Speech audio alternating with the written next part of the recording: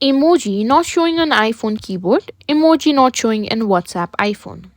If you're having trouble with emojis not showing up on your iPhone keyboard or in WhatsApp, don't worry, I've got you covered. In today's video, I'll walk you through a few simple fixes to get your emojis back in action. So let's jump right in.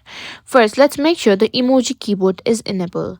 Go to settings, scroll down and simply tap on general and find keyboard. Here, then select emoji or simply click on add new keyboard and simply click on emoji. If there's not emoji, here we have emojis as well. Once it's enabled, you should see able to see emojis in your keyboard.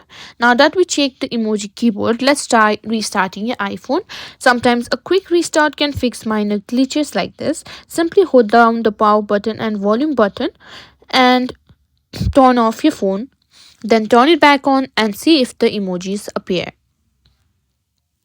Another thing to check is whether your iPhone is running the latest version of iOS. Go back to settings and simply go back to general again and simply swipe or tap on software update, and if there's an update available, simply tap on it.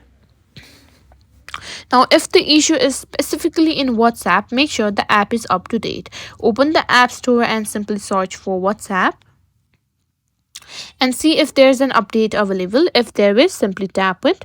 Updating the app might solve the issue with emojis not appearing in your chats. Now, if none of the steps so far worked, you can try resetting your keyboard settings. This will not delete any data on your phone, but it will reset your keyboard preferences. To do that, go back to settings and on general, simply find keyboard and simply tap on transfer or reset iPhone. Simply click on reset and simply click on reset keyboard dictionary. Afterward, you'll need to re-enable your emoji keyboard as we did in step 1, and that's it. Hopefully one of these steps help you get your emojis back on your iPhone.